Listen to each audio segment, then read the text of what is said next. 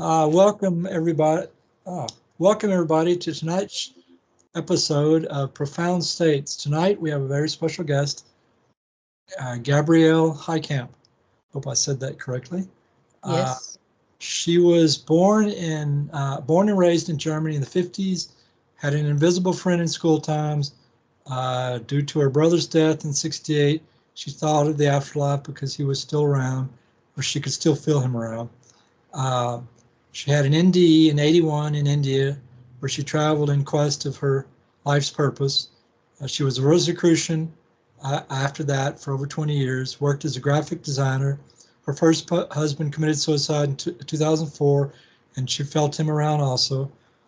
After her second husband, the love of her life, died of cancer, and she was with him in hospice. She started her mediumship training in 2010. She is a QHHT practitioner since 2018. She started channeling in 2019 after visiting the Bosnian pyramids and a Sufi sheikh there. Since then, she's in contact with the spirit world, mostly to help with readings, public demonstrations, and messages, or training perception groups in a spiritual center nearby.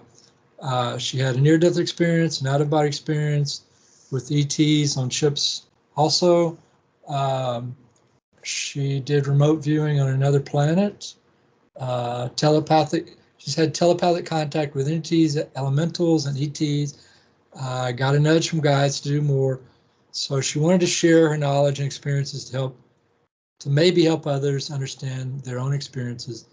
And she has many stories and experiences. And now that I've finally finished that humongous construct of a lot of life that she has lived, welcome Gabriele Heikamp to the show. Hello. Thank you, Mike, for having me. How are you doing today? I'm fine. Good. So let us get started. So I guess the very first thing I would ask you is, what's the very earliest moment you remember of having any odd experience in your life? Anything you can think of that you would consider out of the ordinary, or most people would consider out of the ordinary. What was the first memory you have of anything like that in your life that you can recall? I have a memory. I'm 3 years old. I'm sitting in the living room with my family, father, mother, and 4 siblings. And I'm looking around knowing this is my family. But I'm thinking, what am I doing here with these people? And I always had the feeling I don't belong there. I had the imagination I was switched at hospital and belonged to another family. Maybe not even from this world, from this planet. I always felt alien and strange. But that's my first memory, as if the soul just kicked in the situation with the family, looking around and thinking, whoa, where am I? Who are these people? And I know that I felt ashamed because I knew this is my biological family. And I know that I shouldn't think of them like that, these people, to name them like that. So I already had some kind of cognitive dissonance, knowing there is some memory with truth in it, and I can feel it and I know it. I don't belong here. What am I doing here with these people? And on the other hand, there was the knowledge, well, these are my parents and my siblings, and I'm part of this family, and I'm sitting here in the living room with them, and I'm 3 years old. So I was going to ask you how old you were, but you just told me you were 3 years old. So, oh God, my lighting is way too hot. Well, it's weird. I turned off must be the other one. Hold on. Let me see if I can make this better. Here we go. Yeah. Well, that's really odd because I turned off my light completely, and I turned down my other monitor. Oh, it's out. It must be outside. It must be coming from outside. It's very bright. Oh well, we'll deal with it as it is. So you were 3 years old. you looked around, you felt out of place, and you wondered who were these people. So take it from there and go through whatever experience you feel is most important to mention next in your life that was odd and made, it could be anything.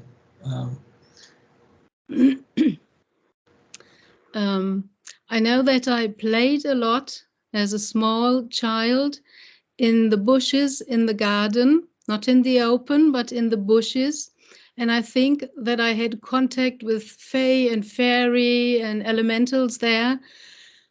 I was playing, I was totally in fantasy world. I have no special memories of that.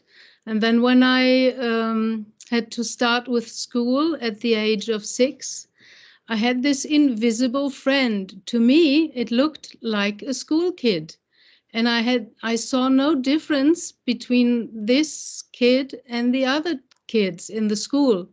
He was wearing the same clothes. He also had this knapsack on his back. And I was hanging around with this kid after school. So I always came late home to have the meal together with the family. And they were always angry with me and shouted at me, "Why don't you come at the right time?" Things like that. And I always told, "Oh, I was with so and so. I had a name." So even my parents and family thought this is another school kid. And one day, again, I was late, and my eldest sister was at the table, and I said, "Oh, I was again with that kid, with so and so," and we were in front of the little village shop, in front of the window. And then my eldest sister started, "You are lying. I saw you there, and you were alone, on your own. There was no one with you." So then I noticed, oh, there must be something wrong. And my father hit me because I lied. So I learned quickly to keep quiet about these things.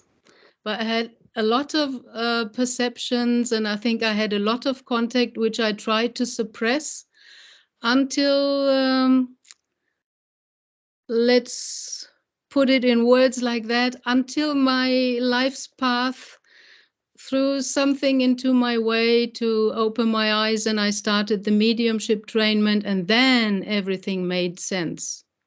So, so the little boy, was he Fey or what was the little boy? What did you figure all that out? Up to now, I haven't figured out. I don't even know whether it was a boy or a girl. And nowadays, since the contacts that I have out of body at night in ships with Pleiadians, I get the feeling maybe it was them, some of them, to help me through my childhood, accompany me in that form. Or maybe it was a fae. I don't know. I haven't figured it out. I'm still learning and trying to put together all the puzzle pieces. Okay, so he must. Okay, I've heard. I was watching a video the other day, and the guy was saying that he thought fays were fallen spirits, and you sound like you don't believe that. You No, believe you no, sounds they're like not. you believe that the fae are very positive spirits or The positive. fae have been on Earth before humans. They are older than us, but they're not physical. Not in the sense we know physical three-dimensional world. They're fourth dimensional, lower or middle fourth dimension. And they're not fallen spirits or fallen angels. That's a totally misunderstanding. That's not the case. And I So even think that angels and ETs are not the same, like some people from the ancient aliens theory want to form it. I was told by my guides that angels are a separate creation, and ETs also. well, okay, so take us forward to the next notable event in your life when something happened. You were playing with a little boy. You still don't know who he was, but obviously he was somebody you enjoyed because you wouldn't be staying after school hanging out with him if he was scary. So obviously he was enjoyable. And so take us to the next event in your life beyond the little boy that was notable in your life, something good, interesting. Let me just add that I had no friends because I always felt so alien, and I had difficulties finding friends, so that was my only friend. And he was very, very positive. Without him, I think I wouldn't have made my childhood. So I think the next real important thing that hit me was my brother's death. I was 12 years old and he was 16, and he died in a motorcycle crash. And I woke up in the middle of the night. I had a sleeping room together with my sister, and I heard my mother sitting on her bed and talking to her and saying that our brother will never come back again. And they were crying, and I didn't understand anything. And I think then I fell asleep again. And in the morning, the whole family came together, and we were told that our brother had died in this motorcycle accident. Wow, that was a thing. I couldn't even understand that because, well, the first time for me as a child to confront death. And I had the feeling that he's still around. I could feel him. And so I tried to search for this invisible realm in which he resides. And I couldn't see him, but I felt him. And I was very much drawn to the beyond, or to the, let's call it the realm of the deceased spirits. And I couldn't find the realm, couldn't find the entrance. But I think, as I found out later with a shaman, if you have some kind of trauma, and that was a trauma for me as a child, to feel this loss of my brother. And then it can happen that you leave a part of your soul outside of your body. And later on in my mediumship, I found out that the first that came to me, I think there's an order in it, but I also had resonance, were the deceased. So since a part of my soul went to the beyond with my brother when he died in childhood, I had the door always a little bit open. So no wonder that I was drawn to this invisible, the unseen, the mysterious, the beyond, however you like to call it. So, what was the next thing that happened in your life? So your brother died, and in '68, and you felt him around you. Then you had a near-death experience in '81 in India. So, was there anything notable in your life that happened between your brother's death and your NDE in '81? Is there anything between those two events that was notable? Two minor things. I had a repeating dream. That was a funny thing. I always, I think it was a lucid dream, and he kept repeating and repeating and repeating with no solution. I woke up and I was sitting with my arms around my legs, and there was somebody behind me who had his arms around me, and I couldn't figure out, is it good? Is it bad? Is he holding me, or is he trying to keep me from something, or is he capturing me? And I couldn't turn my head, and I couldn't look up. So my sight in the other room was blocked.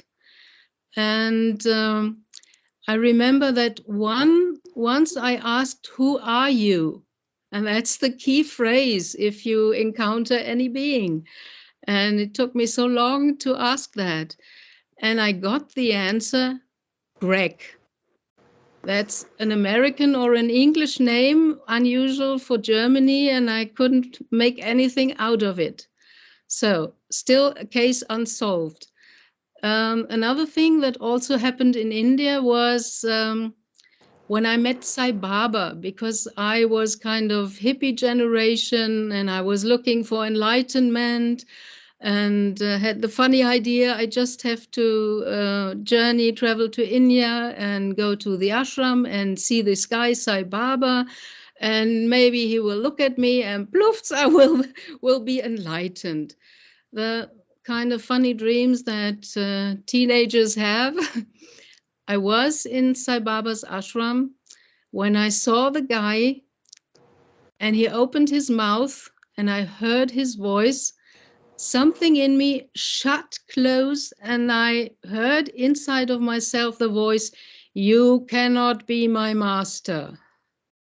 I was looking for a master, so I was blocked in that. And later on, I found out that it was very good for me that I did not went into that trap of looking for a master.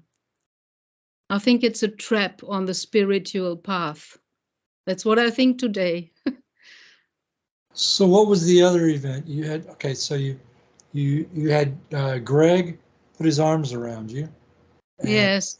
you had you were looking for a guru in India and Yeah. in Sai Baba's camp, and is that and you were told basically not to, that you shouldn't have a guru, but is that the two events you're talking about? Is that all of that? Yes. Okay, so you had an NDE in 81 in India. Tell us about that NDE. Well, I'm not the kind of person who reads a lot of books or guides before traveling. I was totally into this idea going to India on my quest for, I don't know what, the mission of my life, or maybe a guru or whatever.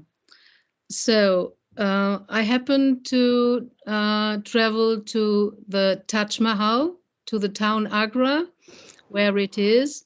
And I just thought in my juvenile stupidity, well, if I'm in this town already, I can go see this monument. Although I never liked museums and things like that to visit. But I went there. It was during the day, and there's a kind of showroom of a tomb with two sarcophagi in marble. And I walked around in a circle with a group of tourists, and I was very disappointed because I felt nothing. I had the idea, maybe this grand monument of the great love of this Persian Shah who ruled over that kingdom there in India. Maybe it should emit some emotion, something, some mystery. I was looking for mysteries and things like that, and nothing happened. So I was disappointed. I went back to the hotel and talked to some guys, and they told me, "Oh, you have to go there in the night, especially at full moon. Then the white marble will reflect the moonlight, and the whole thing will look like a crazy spaceship. And you have to meditate before, and you have to concentrate and go in with a special attitude and things like that." So I did that because the next night was full moon.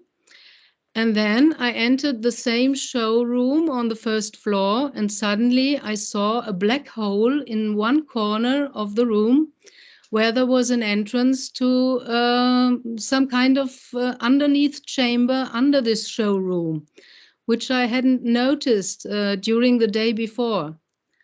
And I was magically drawn to that black hole in the floor, although something in me was fearful and resisted. And I went in there and went down the staircase of stones. And in this chamber were the two real sarcophagi, and they have equal size. They're both the same, and they have no inscription to show this is the sarcophagus of the husband and that's the one of the wife. They're equal. You can't discern which is which. And I went in there and I touched one and I knew, don't ask me where or how I did know that. I knew that's the sarcophagus of the woman. And I had the feeling I've got something to do with her. Don't know what. Well, and then there was a guy sitting with a candle, and he was chanting an om as if a welcome to this chamber. But you know, I've never experienced sound in a stone chamber. It's like in the pyramids in Giza. There's a special resonance. And that guy, well, his om nearly blew my mind. And from that on, I don't know anything more how I came back into my hotel. I think I was out of body. I felt myself in the famous tunnel, but I didn't get through to the light. I went in the tunnel, and then there was a wall with big stone blocks, monolithic blocks that blocked the way, and I had to stop. And I stood in front of this wall and asked myself, well, what am I doing here? And then suddenly appeared some writing on the stone wall, and it was really biblical. It was a flaming writing, as if flames form the words. And there I could read, you're not dying now. Go back to Germany. It's around your corners. The Rosicrucians have the knowledge you seek. So I got my answer. And I woke up in my hotel room the next morning, and I felt very weak, and I didn't leave the room for 3 days. I couldn't speak, I couldn't eat, and I had no, not even the need for food, only drinking. And after 3 days, I made up my mind, okay, that message was clear. Now I'm going to arrange my journey back home. And let's see what will happen there. I will meet the Rosicrucians. So that was it. So did you find out what caused your NDE yet? Did you ever figure that out? I have my own private theory, because when I happened to be in a free yoga lesson of a friend, she started singing the mantras in Sanskrit, and I felt a sensation. My whole left side of the body was growing bigger and bigger, as if it's 3 or 4 meters high or tall. And I found out later on that I had some incarnations in India, so it makes sense. There's an old connection. Some glimpses, some snippets of former lives, although they're not really former or past, because the spirit world tells me, hard to wrap your mind around, time is an illusion, it doesn't exist, like all the old masters also said. So there is no past and there is no future. They're more or less all parallel lives, and I can dive into them even with remote viewing and get some more information if I want to. So you spent 20 years as a Rosicrucian. With all that, okay, so on the other side, they told you that the Rosicrucians had all the answers. And then you spent 20 years learning those answers with them. So can you give us a snippet of the deepest or most profound understanding that you've derived from that 20 years without spending more than 3 or 4 hours giving it? I'll try my very best, and I ask for inspiration to put good words in my mouth by spirit. I think the most important thing is that we need to know ourselves. Like in the old temple, the Greek temple in Delphi already was written above the entrance, human, know thyself. And this means you're not only this body, this person, this personality and character, you are also an embodied soul with a divine spark of light. And this divine spark of light has a mission. And earth is a school for the soul to grow. So the soul will choose experiences that you as a person will not like, but the soul has got a different perspective. It will choose, even once the spiritual world, my guides showed me a crippled body, and there were standing souls in line to incarnate into a crippled body. And I asked them, why would one do that? And they said, well, in 10 lives of 10 brave citizens, you can only learn this much. In one life as a cripple, where you will touch everybody who meets you, who sees you, you can learn this much. That's why they're taking more load upon their shoulders as a soul, because they want to grow and have a lot of experience to whatever theme they are choosing as a soul. Might be pain, might be whatever disease or betrayal or whatever. So basically what you're saying is that suffering exists because it helps you evolve. Unfortunately, it does. Did Buddha ever figure that out? I mean, he understood the nature of reality, that everybody goes through suffering.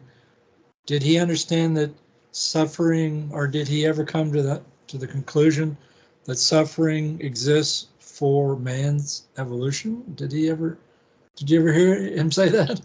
I'm very much into Buddhism. I like him. I don't think that he said it like that. He understood where it came from and he knew how to overcome it. And this was his teaching, to bring to the people ways how to overcome it. And he was very much into the middle path. If you look at the Jewish and Hebraic tradition of the tree of life, there you also have the middle path. That's the only line in the whole geometric construction that goes from the bottom to the top, or from the top to the bottom. The other two lines in the construct of the tree of life, they don't start at the very bottom and they don't go to the very top. So they are sidelines. And he was the man of the middle path, because he knew it's all about balance. This world is polarity. We live in a dual world. We have good and bad, and we are not meant to judge bad as negative. It's just an experience.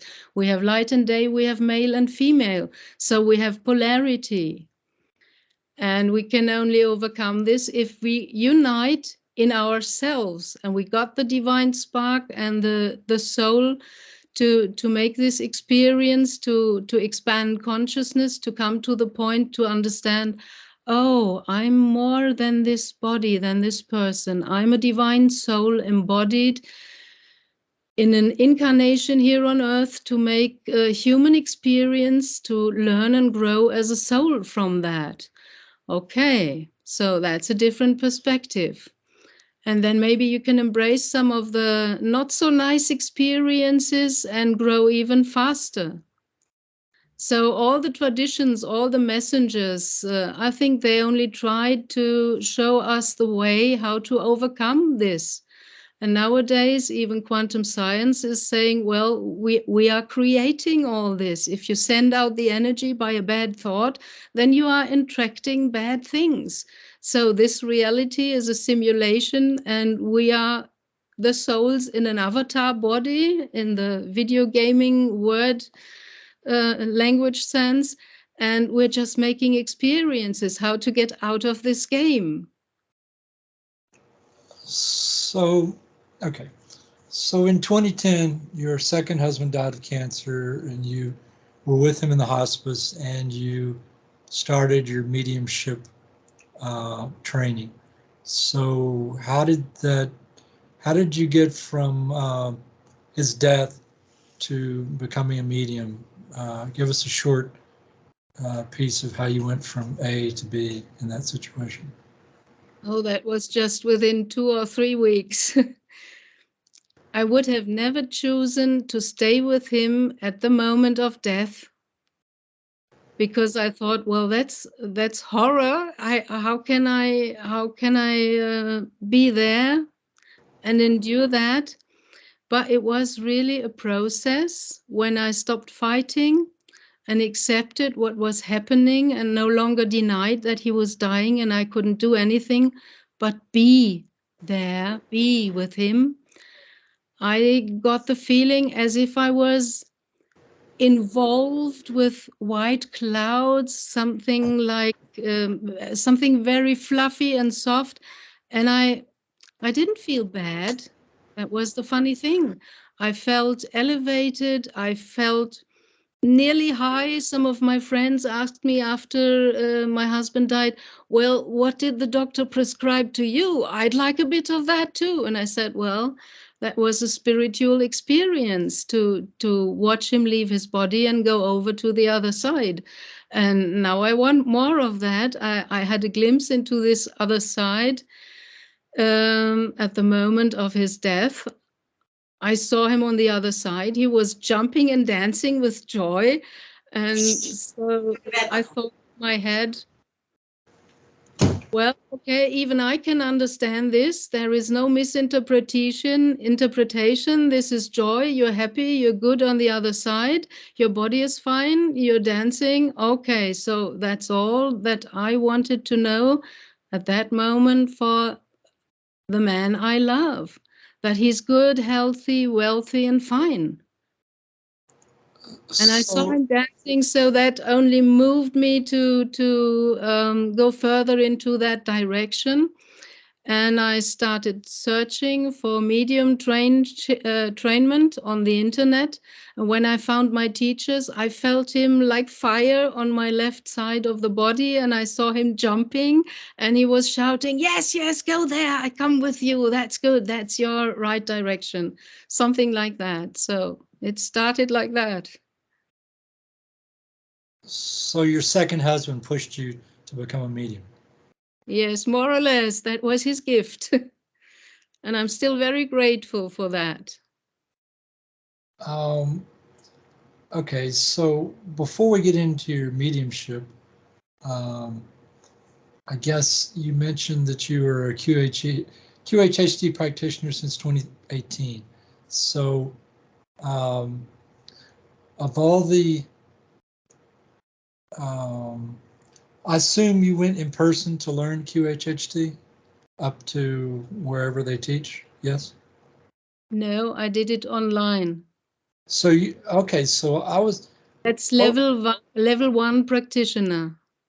I was under the impression you couldn't get level 1 online, that you had to go in person. Is it, can you? It was like that in the beginning. I can understand that because Dolores wanted it like that, and I can understand her very well. But with more time, I think her daughter brought up the idea, well, why not open at least the level 1 for online people? Not everybody can come to America. So they started it.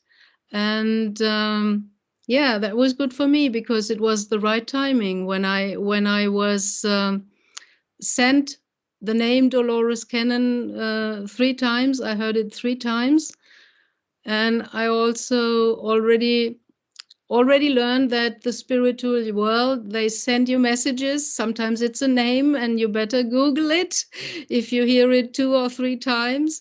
So I did that, and I was overwhelmed because my soul was jumping in my body and was saying, yes, yes, yes, that's the direction, go and do that. And I wasn't that happy because I already had done and paid quite a good amount of money for hypnotherapy training. But that was more from a guy who came from this TV and show business side. And I was more or less shocked because I understood, whoa, that's a great force you can work with, the subconscious, during hypnosis. And what are they doing? They let people play the chicken on stage. So I wasn't happy with that. And I decided before I do an online training of Dolores Cannon's QHHT, I'm going to experience it myself, because that was what I missed at the Rosicrucians. It was only theory, and I wanted practice. I was hungry for practice. I wanted to feel and touch the things. So I found a practitioner. She was only 11 minutes away from me. Look at the numbers 11. I think it's very funny, these synchronicities with 1 1 11 11 and things like that. And it was really great. My own first session, I was in a temple in Sumeria, and I got an initiation with light and sound, and I could watch it, and I have the audio still. And at the end of the hypnosis session, suddenly my subconscious says, this is not her incarnation, that's a sister's incarnation. We gave her and is shared with her to learn from it. And I thought, wow, felt so real. I couldn't discern that. And so I learned about these. Some people have imprints. It's not their own incarnation, and they don't know it if they don't ask for it or the subconscious does not tell it. That's why in reincarnation therapy, sometimes you had 5 Cleopatras, because they have the imprint of the soul of a leader. Cleopatra was a leader. If you want to be a leader as a soul in one life, you will download some imprints of leaders that led the way you would like to lead, won't you? Okay, so how many clients would you say you've had over the years, relatively speaking? I think over 100. And so over 100 in since 2018, 2018, 2019. So it's like 25 clients a year, relatively speaking. Yes. Okay, so of all those experiences, is there any one or more experiences that you've taken people through that stand out in your mind that were very unusual, or that come to your mind, as far as you'll never forget that, taking them through that particular experience, even though it's not your own, it was unusual? Is there any one or more that you can think of that were that that stand out for you? Yes, several. I mean, I had all sorts of what we are sold as a fairy or fantasy being. They're all real. I had unicorns, I had fairies, I had a person on another planet. But what I found the most interesting were the ones that were in the new 5D world in the future, because you cannot only go into a past life, you can also go into a future life. So I found that very interesting and proved to me that time as we experience it here does not exist outside our dimension. So What did they tell you about the 5D world that stands out in your mind?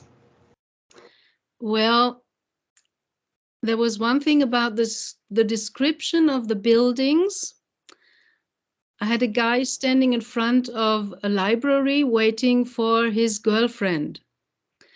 And that sounds very normal. And I asked him, describe the library. And he described things I did not expect.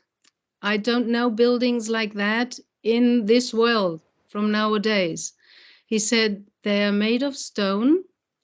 It looks like white stone, maybe marble, but it's not polished and it's not shiny.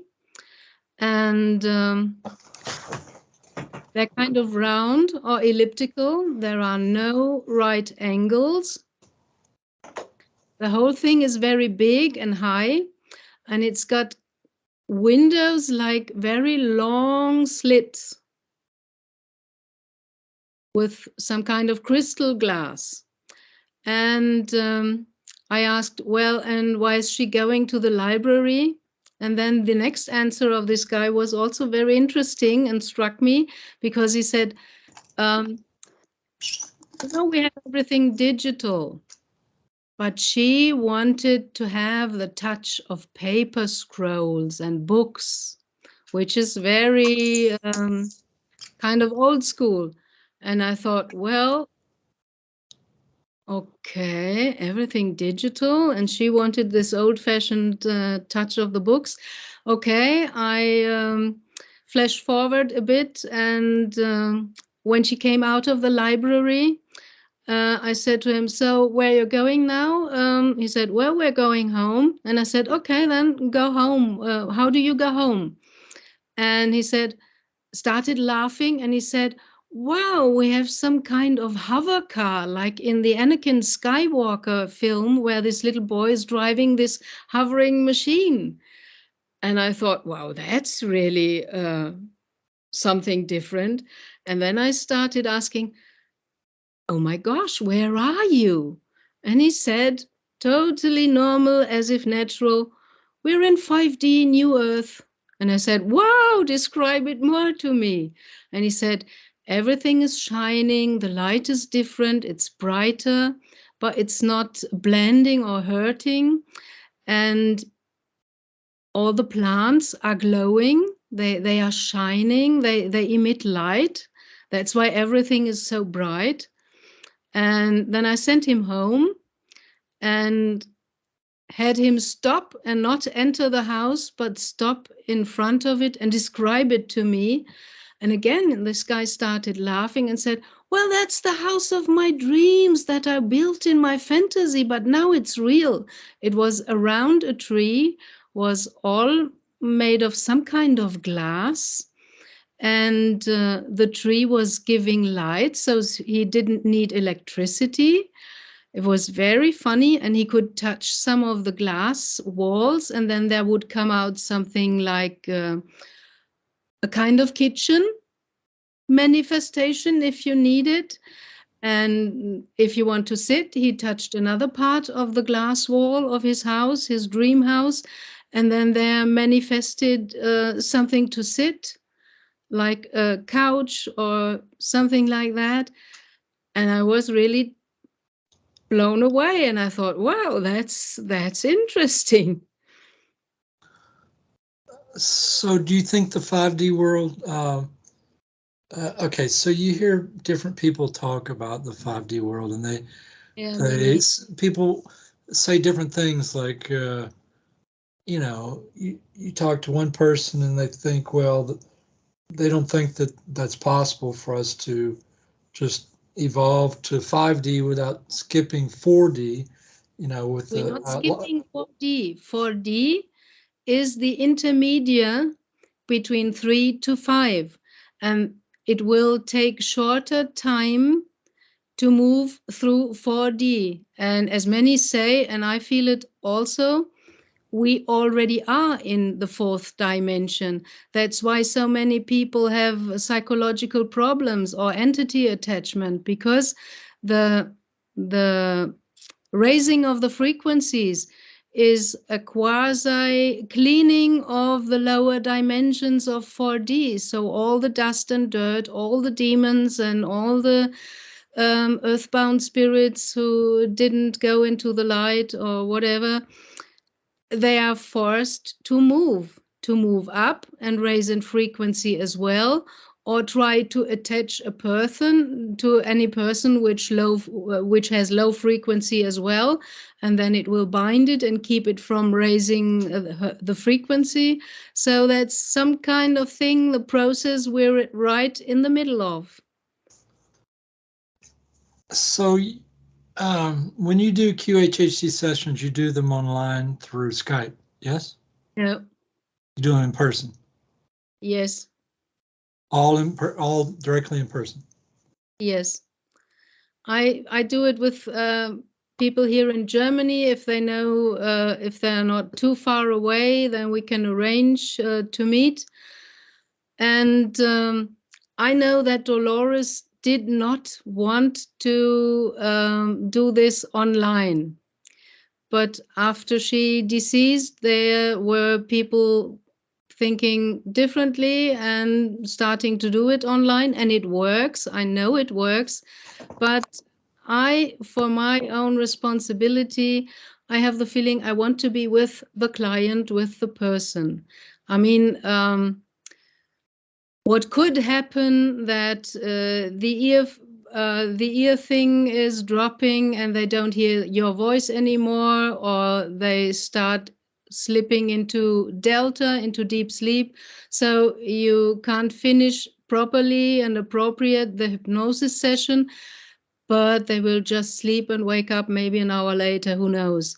Nothing really bad can happen there, I think, but I like to do it in person to have a close uh, a starting point and to have a closing point and to be with the person. So if anything happens, I remember I watched once a BQHHT session online, which means Beyond Quantum Healing Hypnosis Technique, that BQHHT.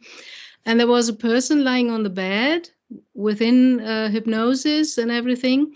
And then suddenly her cat came into the room. I saw the little tail passing through the door and then walking around, passing on the bed. And the cat rubbed on the bed and it was purring. And suddenly the person was annoyed and she said, I feel some strange vibration. I don't know what it is. And fortunately, the QHHT practitioner on the other side online had seen the cat also and said, it's only your cat that came in. Well, if you miss that and the people get fearful, then this is just no good. So that's why I only do it one-on-one. So she teaches it online still to this day, yes? Do you know? The level 1 practitioner. For level 2 and level 3 practitioner, you have to go to USA. But first level, you can do it online. You can do it online.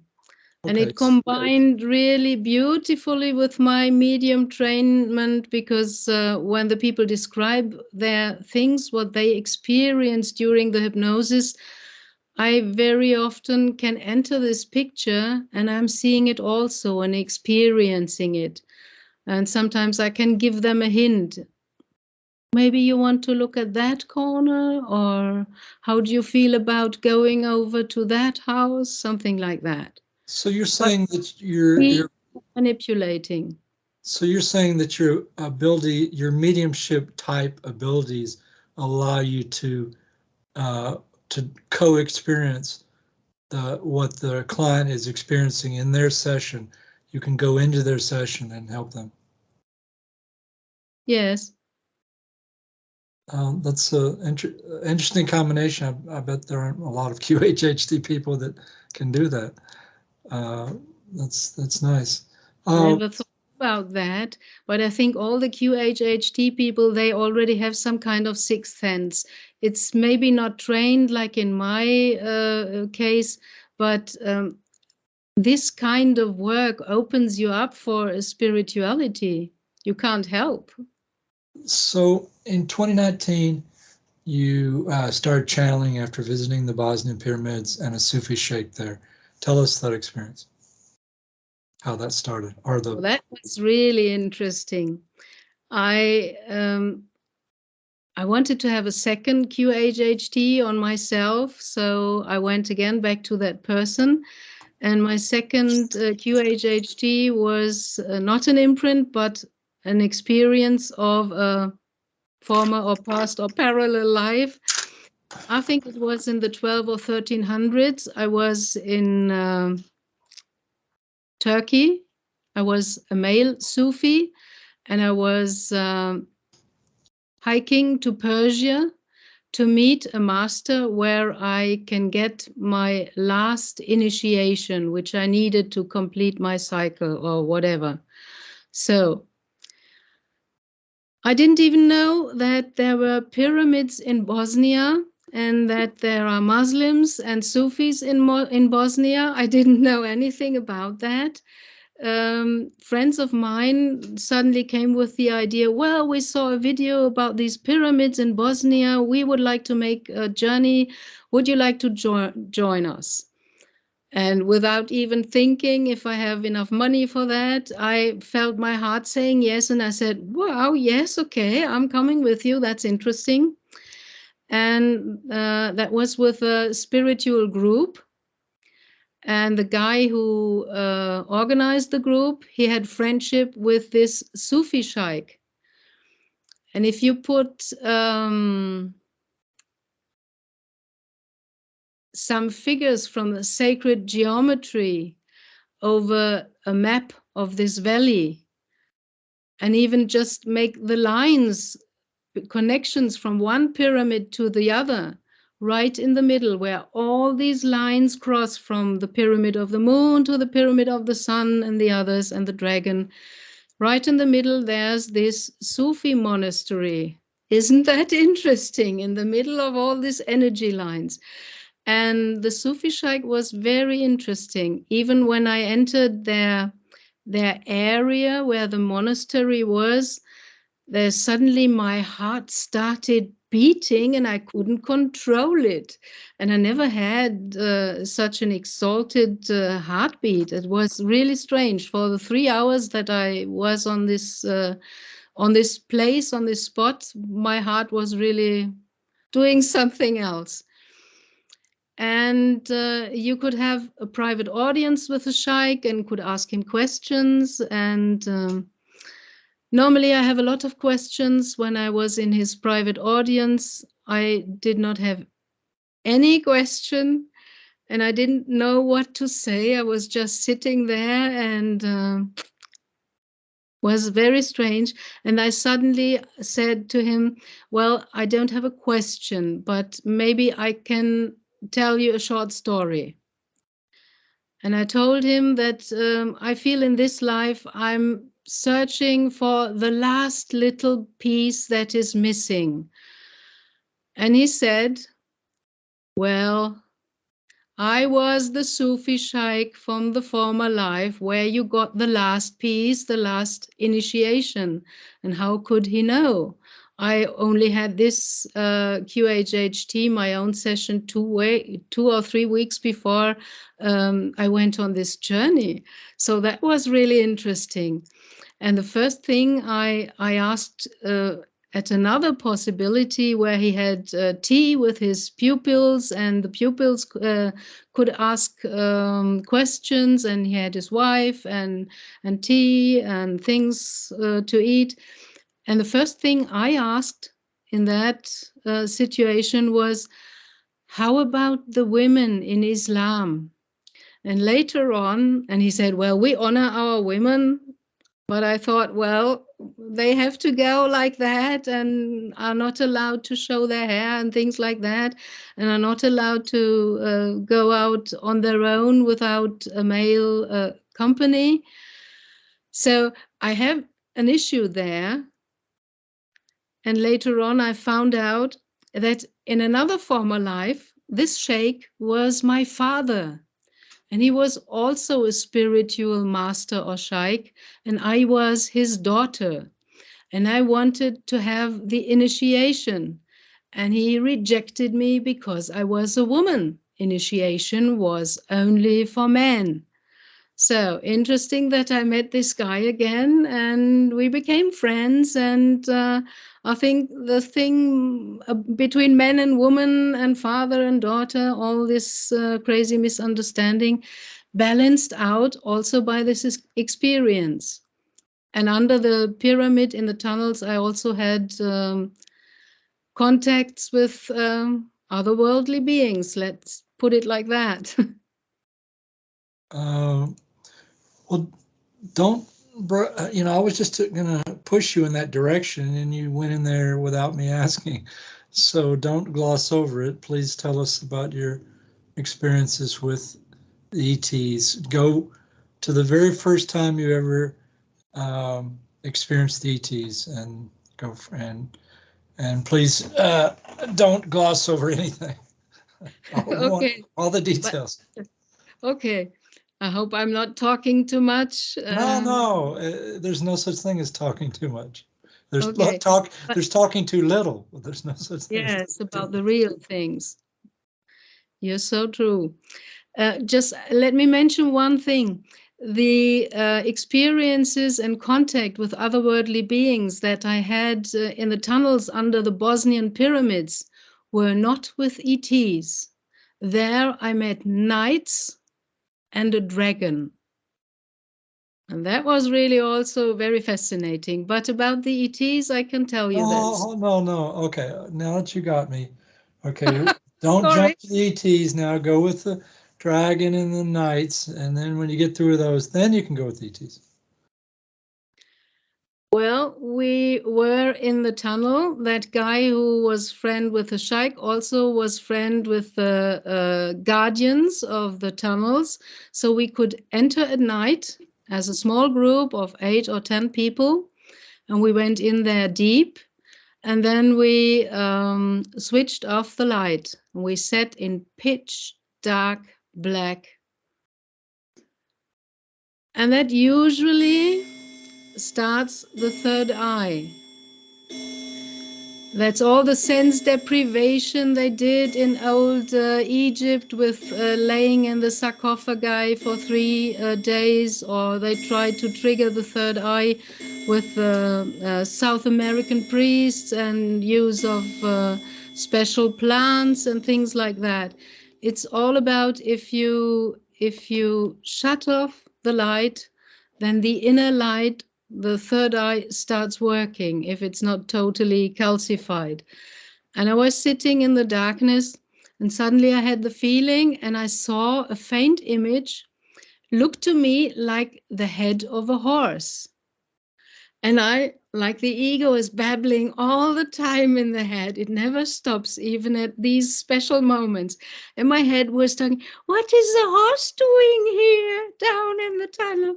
And I thought, oh, what a stupid comment.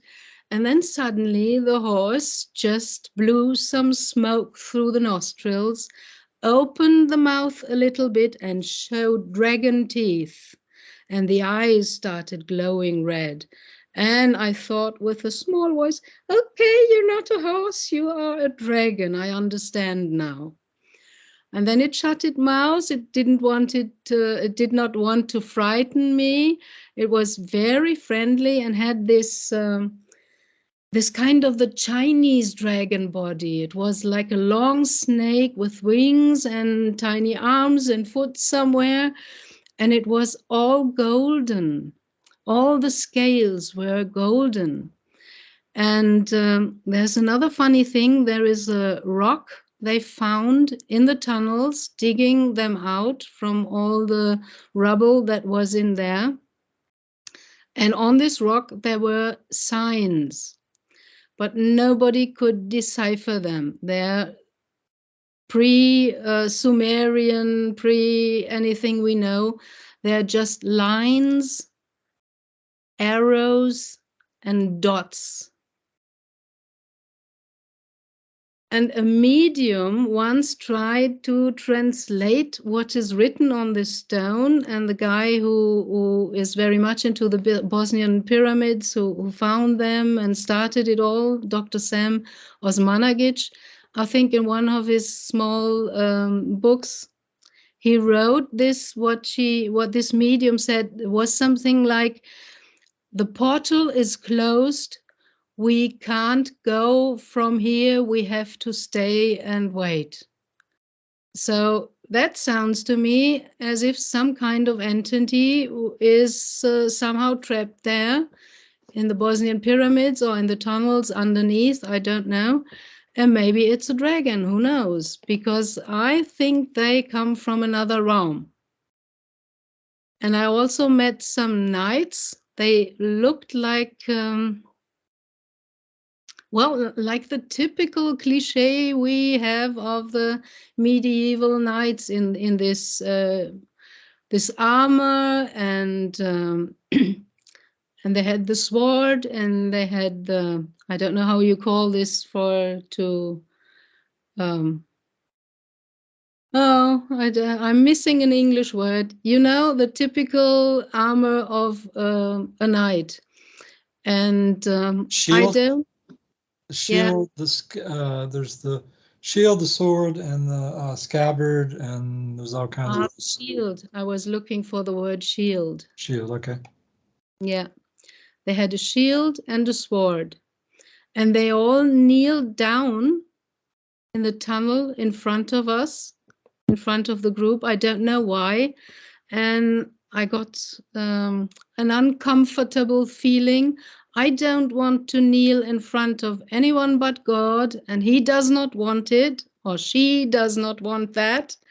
And I don't want anyone to kneel in front of me. So I intuitively, instinctively um, reached out and showed them, please get up. I don't want you on my knee, on your knees. And then they raised and they stood and looked at me. And the dragon also was there, and they just looked at me. So that was one situation. Oh, don't go anywhere. Stay there. Stay there. So, is there any more details about the dragon you can something it did, or anything about that experience with the dragon that you haven't stated, that is anything more you can say about the dragon? Yes, yes. You probably heard about the war that was there in Bosnia, and at the town Sarajevo, which is quite close to the Bosnian pyramids, there was a very tragic shooting. There was a place in the middle of the town. I don't know whether it was a fountain, a well, or something like that. And there were shooters from the mountains who, whenever a person was coming out of the house and crossing this place, they shot at them. So one day we were appointed with our group to go there. And I, as a medium, you can imagine, I already had the feeling, I don't want to go there. There's probably a lot of grief, energy, and sorrow, and all this, and I don't want to feel it. I know it, had enough of that in my life. Okay, but I didn't want to stay behind the group, so I went with them there, and everybody got the feeling I already expected. So we came home from that visit, and everybody was feeling down and low and bad. And then in the evening, we went into the tunnels, and we couldn't help but carry these feelings with us into the tunnel.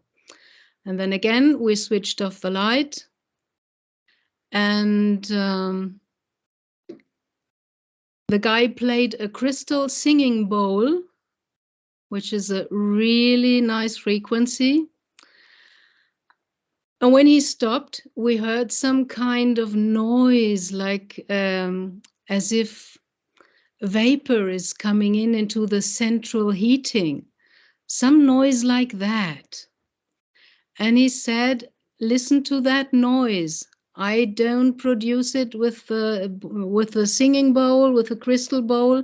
We have heard this noise very often in here, and this guy, like a man, he had some kind of tech tools, measurement instruments, and he was measuring, I don't know what, in there, and he said, there is a presence here. And I felt the presence of the dragon, the golden dragon, and it was coming in like a dragon, like a real golden big snake or serpent. And it was taking from my heart, and later on all the others described the same thing, all the sorrow, the sadness, the bad feelings, the empathy with all the victims of the war, of the shootings in the town, and just ate it from out of my heart and took it away from me and from every heart of every person that was in there in the tunnels. And we went in there so sad and bad mood, and we came out smiling, uplifted, easy, happy. And I really thanked the dragon, and I was so grateful that he healed us from this pain. And there was even a woman in the group, a very rational dentist from Switzerland. And she had the good intuition, and she asked, well, whatever force is in here in the tunnel, you helped me, you healed me from this pain and this sorrow and grief. How can I do something good for you? And she heard a voice in her head that said to her, show us the outside. And we had made several trips to a valley where there are these great round granite balls that are in Costa Rica also, and other trips. And so she opened up her mind library of pictures from our trips. And she had the feeling as if they were going through it. And then suddenly, I'm playing the handpan. That's a special instrument in 432 hertz, which is a very special frequency and got a very nice tone. And I was sitting in this valley with the little river and these big granite balls, and I was playing there. And she saw me and heard me. And the spirits, or the dragon spirit from the tunnel, found this picture in her and asked her, what is that? And she said, that's one from this group. She's playing this instrument. And they said, can she play it in here in the tunnels for us, please? And she told me after that she got this message, and I thought by myself, okay, well, I'm trying, of course, but I can't play in pitch dark because I need to know where I put my hands on the instrument. I need to see the tone fields, where to oh, another word missing, where to touch or to hit like a drum. So I brought a candle with me, and the next time in the tunnel, we switched off the light. I had brought the handpan, and even with all the vapor and the humidity in the tunnel, it's a metal instrument. So with wooden instrument, that wouldn't have worked. A flute or something else would never work in there.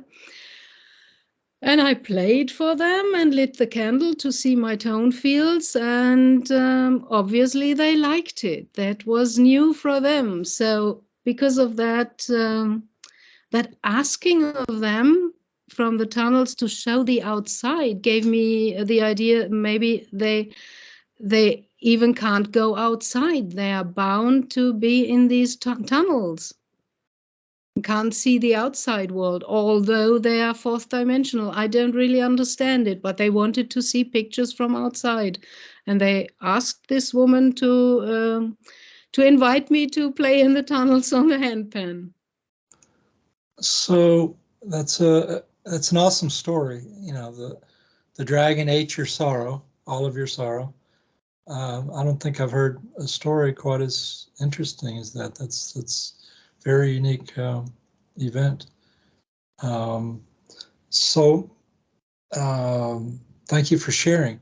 So you have had, how many, relatively speaking, how many experiences have you had with ETs in your lifetime?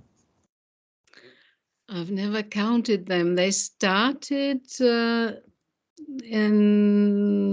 the last 2 or 3 years. No, they started earlier. Well, let me have a look.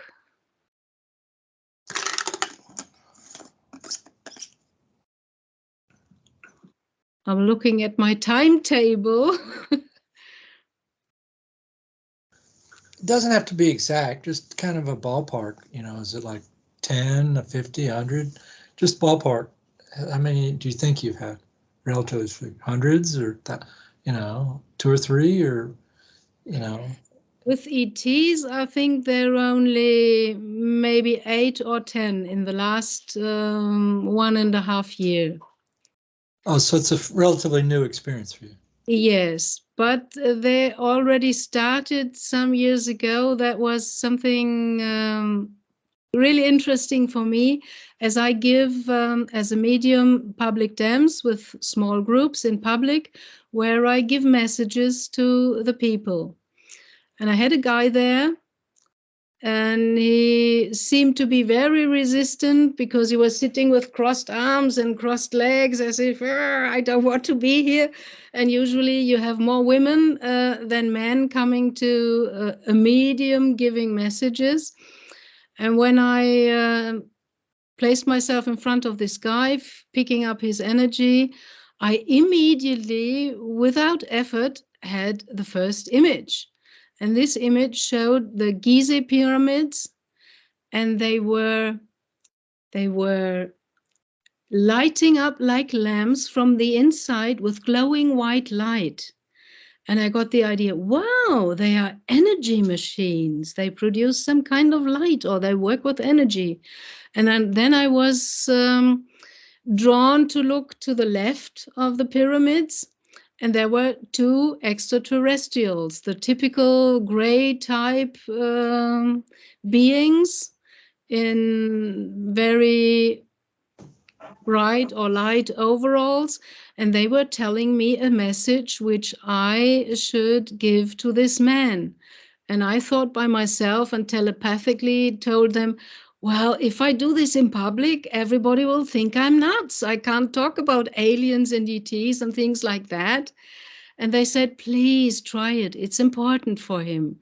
So I used my mediumship trainment and started very cautiously, just asking the men, are you interested in Egypt, maybe the pyramids, maybe you want to make a journey to see the pyramids? And that guy, without any motion, without moving anything in his face or his crossed arms, just said, I'm an engineer and I'm interested in ancient technology. And this was the magic word. Woof! It opened the door like a floodgate, and I had to tell the message without leaving anything out. And I didn't even care at that moment for the public, the others who were sitting there with eyes like that. And this guy, his reaction was really interesting. After I finished, he just said, Chaka, I was waiting for that. Thank you so much. And when he went out, he gave me his card. And he already mentioned that he was an engineer, and I could read on his card, so and so, his name, and he is an engineer.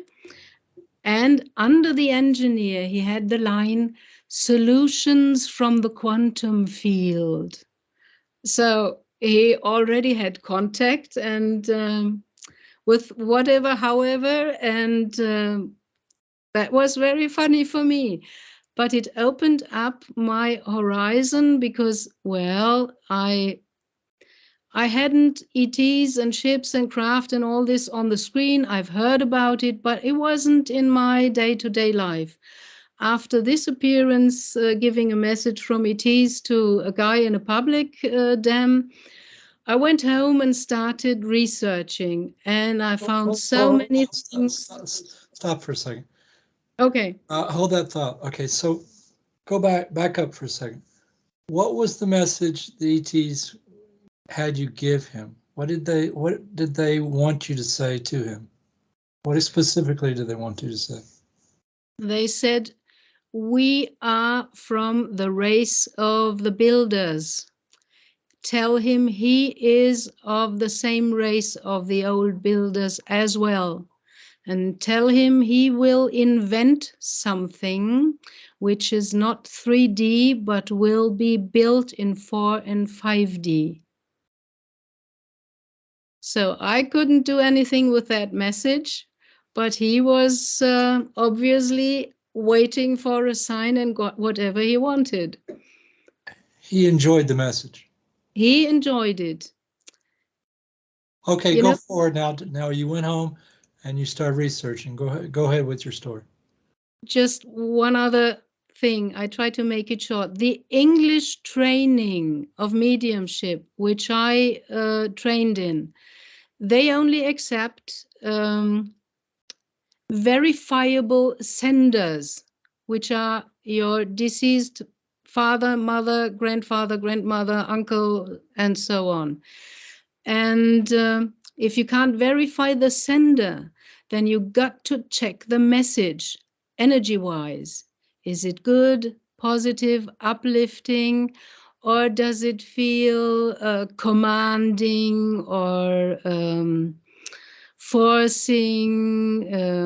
Is it operating with words like you have to, and if you're not, and things like that, like creating fear?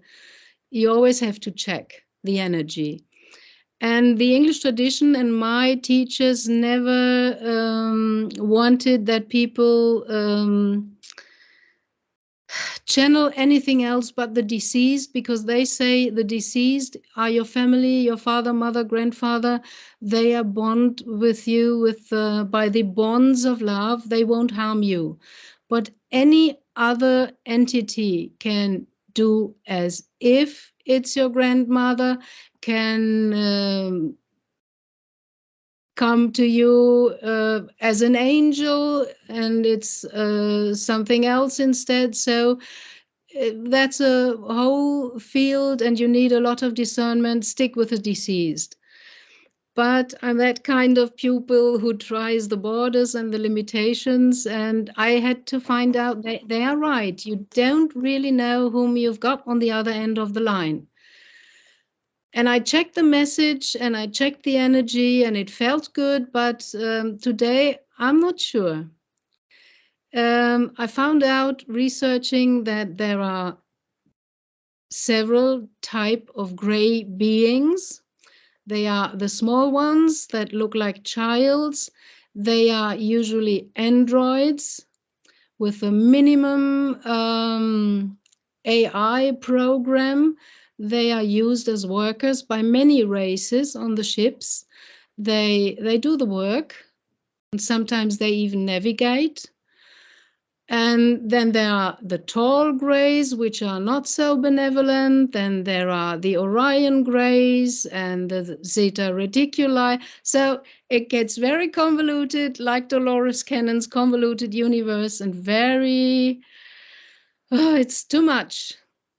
But there are so many interesting things. There is an ancient builder race, must have been, and no one of the ETs knows who they were. They are the ones who left the ruins on Mars, Moon, and the Earth.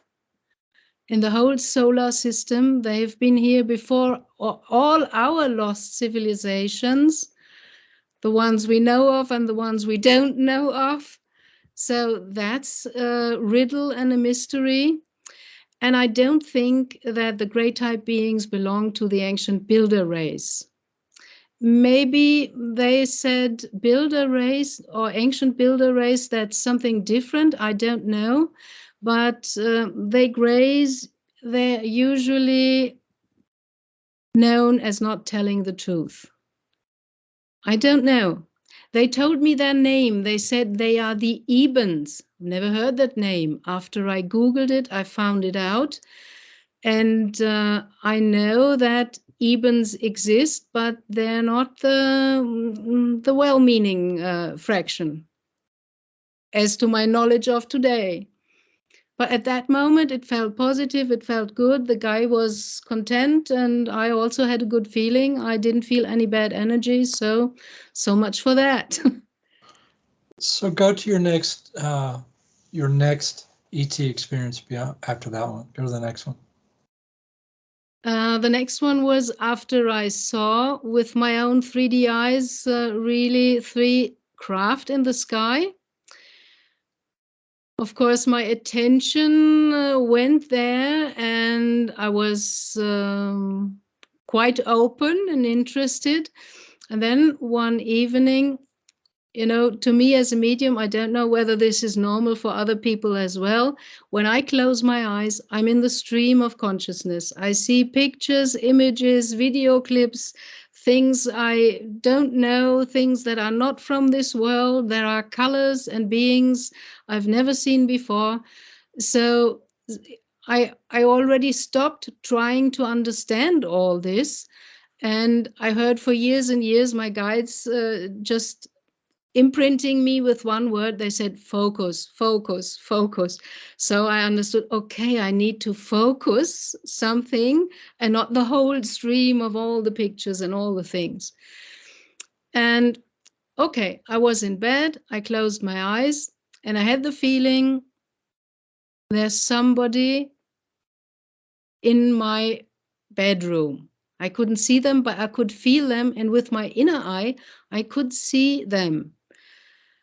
And then very rapidly, like whoosh, I was on a ship, and it was the same kind of light that I saw emitted from the pyramids. It's this white crystalline light.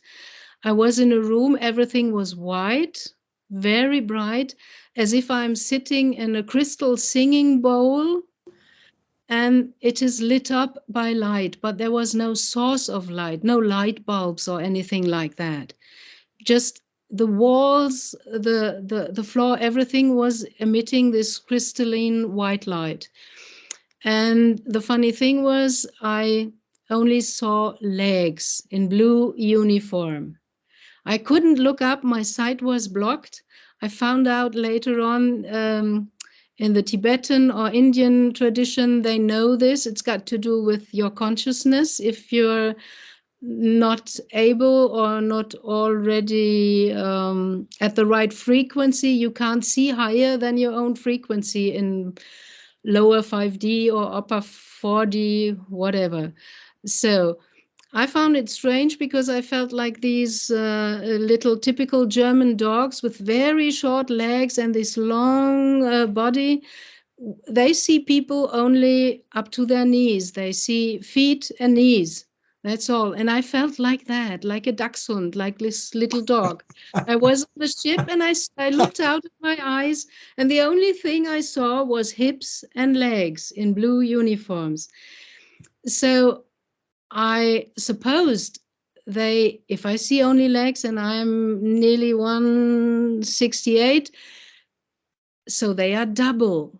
And I know that the Pleiadians are 3 meters more or less, so they're double our size. And I disliked it that my vision was blocked, and I had to acclimate, and I wanted to ask, what am I doing here? And why didn't you ask me? Because they just took me. And I dislike that. Sorry, I have an issue when I'm not asked and invited, because I know this world is free will. You have to consent. They have to ask you. If they just take you, that's against prime directive. Do not interfere with free will. Well, that's my opinion. And as I'm trying to acclimate and trying to formulate my question, why am I here? What's it all about? I had the feeling like gigantic spider legs were crushing in on the craft. And so, boom, I was out. I found myself in the bed, and I think because I was a little bit frightened, I just jumped back into my body. And I felt it as an attack, and I didn't like it. Later on, I was thinking, well, I only cared for myself. What happened to them? Then my guides answered, they're okay. You don't have to think about them, but maybe next time you can react differently. Instead of bringing yourself into safety, you can ask the others, what do we do? And maybe act together, whatever. So just another perspective. Okay, I thought by myself, well, okay, might be. Then sometime later, again, I was taken to the ship, felt the same. I think it was the same ship and the same Pleiadians. But that time I was in a natural surrounding. I know on the ships they have some kind of it's not holographic, it's real trees, grass and greenery and waterfall and everything. They really have a landscape there. They have a nature park very big in there, and I was in this nature part of the craft, and I was in a circle standing with other beings. They didn't look very different to me. They seemed to be human, or at least Pleiadian. I didn't notice any difference, so I didn't look very much at them, because suddenly I had on a chain around my neck, I had a big crystal in front of my chest, and everybody had a chain with a crystal. And because I'm kind of musician and I love music and harmonies, they started toning and singing, and I'm toning as well, and especially overtones. So I just couldn't help. When they started, I entered the harmonies and I sang and toned with them. And by this creation of tone and sound, suddenly all the crystals in front of the chests started to glow and emit light. So it was some kind of light your crystal ceremony. I don't know what. I wasn't told anything. And after that, that was a pleasant experience. I was back in my bed again, and I did not know, still do not know what to make out of that. Although it was a pleasant experience, I would have liked to know the reason, what it is for, what I in which I took, oh, again, the words, English. Oh, sorry. Uh, which was my participation in whatever ceremony for whatever reason. So I never got an answer to that. And after that, then came, to my opinion, the real things. Again, I felt a presence in my bedroom, and I asked them, "What do you want? Who are you?" And they said, "We are the Pleiadians. We are with you since long, long time, and we invite you to come to our ship." And I thought, bingo, they asked me, so now I can say yes or no. And I said, of course, I'd like to come. And they said, okay, you want help? And they reached out, like giving their hand to me to take me into this beam or whatever. And I said, like a child, no, I want to do it on my own. And they smiled at me, and I created this white beam, and whoosh, I was on the ship, and they also with me, whoosh. And then again, it was two Pleiadians, a male and a female.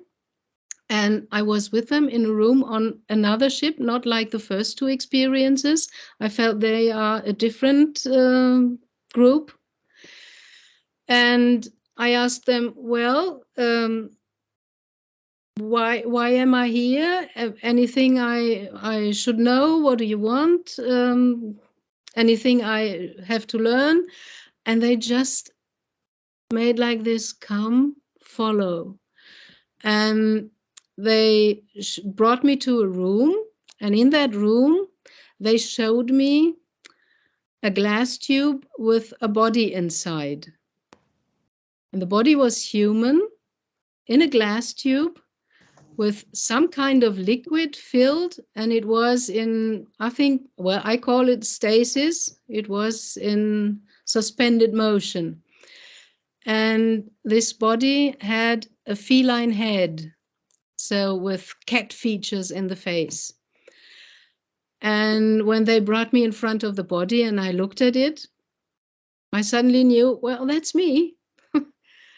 And I wasn't neither shocked nor astonished. It was like natural. I thought, well, yeah, that's me. I know that is me. And then I was back in my bed again. And for the next time, I was wondering, well, why did they show that to me?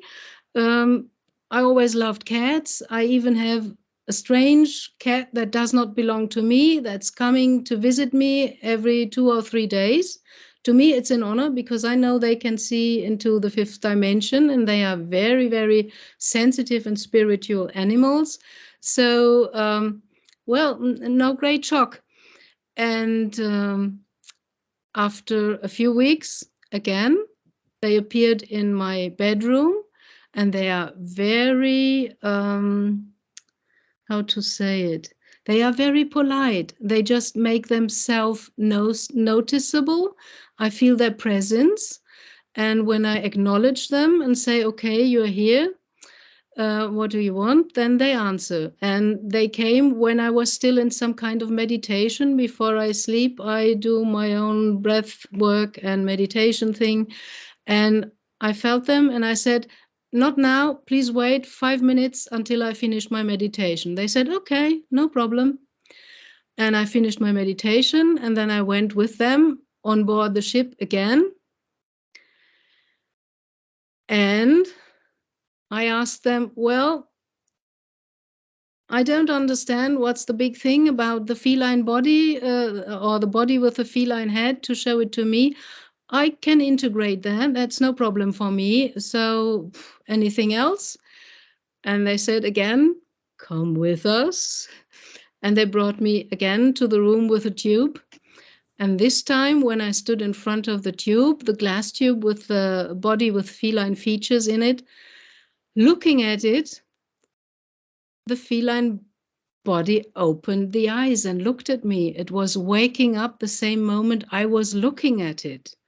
So I still have to figure out what that means. I get the feeling that there's some kind of connection because I looked back and there was some kind of magnetic thing which clicked in. And as they say, the eyes are the windows of the soul. I wait what I will understand in the next time. So there's some kind of connection. I already felt that I'm alien and not from this planet. And I'm a Star Trek fan. So whenever I close my eyes, I got the feeling I can easily walk around in these ships. That's nothing strange or alien to me. So there was already fruitful soil for all this. And now I'm just getting the confirmation. So much for that. Okay, so hold on a second. My light has dimmed, so I will try to make it a little brighter. All right. Oh, there we go. That's good enough. So you've had quite a life. You learned a lot with the Rosicrucians. You have been a medium. So working now, what do you spend the most time doing? Of all the things you do, what do you do the most to, for a living, for helping people or making money or the combination? What do you spend most of your time doing? Well, officially, I'm retired as a graphic designer, and I live from my deceased husband's pension. I hope that's the right word. So I don't have to work or earn money with mediumship. And I So like you it don't have very. to do anything. You can just hang out. Yes. And after my second husband, love of my life, transitioned, I thought, now I'm going to do what I love to do, and only that. So I have some clients, but not very many. I don't want to work very heavily now because I'm already 66. I want to have enough free time. I do my meditation. I have my garden and work in the garden. I do a lot of research in things that interest me, like archaeology and ufology and things like that, but not too much because I want to keep the channel clean and not get biased or get too much information that could mix in. I liked the first experiences when I started channeling because I felt it's the same energy I felt of my own higher self during the quantum hypnosis sessions. So I already knew the energy and recognized it. And there were things coming out of my mouth which I knew were not my knowledge. And I sometimes, even nowadays, get the feeling when I'm doing channeling as if I call it the hands of God. I see sometimes real hands coming from heaven, and they are using my images and my phrases and words and my knowledge and whatever I know to bring out the message in the best possible form. And mostly, which I get a little bit bored of, people ask during the Q&A channeling, they ask things like about a new home or a new house or a new job, or what about the Mr. Right and Mrs. Right? And I would so much love to have people who ask, well, what's the nature of reality or something like that? But nobody asks that. They're all more into the practical day-to-day challenges they have. I can understand that. But sometimes here and there, there's a question where they put something more into the answer, and I'm always astonished what kind of knowledge is coming out of me that I have never put in there. I'm trying to put in knowledge now into me, and I learned along the way, but I still feel like just scratching the surface. So when you're channeling, are you present in your body, partially present, or how does that work? I'm totally present. I don't give my body to any other entity.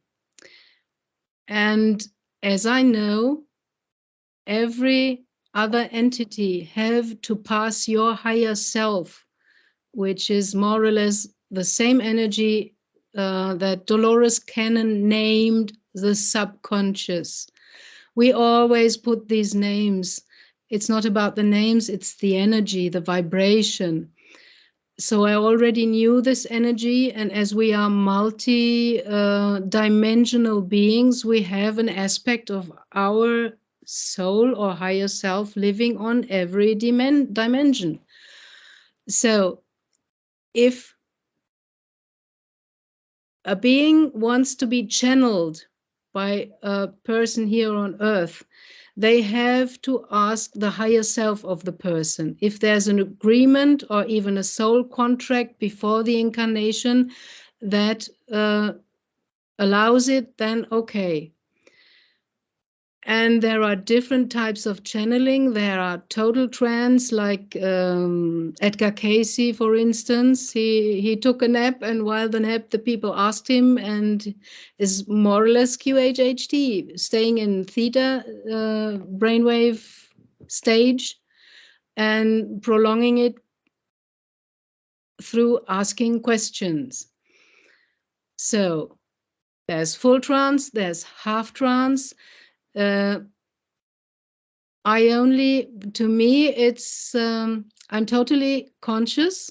I hear the words coming out of my mouth and I listen to them as if I am a listener like all the others. And I only step, how to word this. I take a step back with my ego and I leave some kind of, inside of me, it's like a picture. This is what I do. The old films when there was only one spotlight coming to the stage, and in this spotlight stood the comedian and told his joke. So it's like that inside of me. There's a spotlight, there's a column of white light coming down. I have to say okay to that. If I don't say okay, then channeling won't work. I have to consent. And I always say inside of myself, okay, I'm ready. And then the light comes down, that column of white light. And from there comes the action and the words, and they use whatever they find in my personality or in my memory or wherever. So speak about your guides. How many guides do you have? Do you know their names? How did you meet them? Tell us anything about your guides that you understand. I don't know how many I have.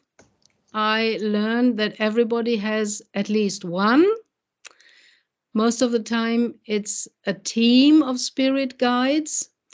And in whichever phase of your life you are in, there are steps for another to guide you through this phase. So you have your one guardian angel and a team of spirit guides with, although they are many or more than one or two, they speak with one voice, and they often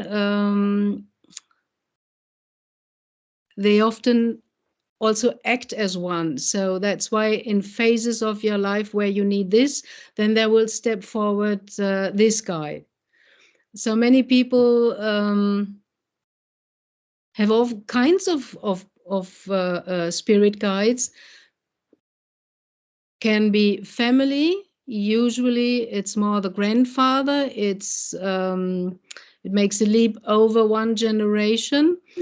It could be guides where people told me they saw with me an Indian master or a Tibetan master.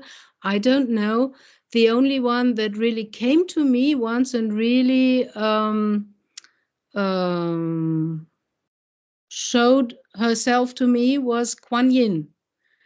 And as I'm German, that was really funny to me because I had no idea. I never liked China and all this Chinese stuff. And Kuan Yin, I didn't know what to do with that.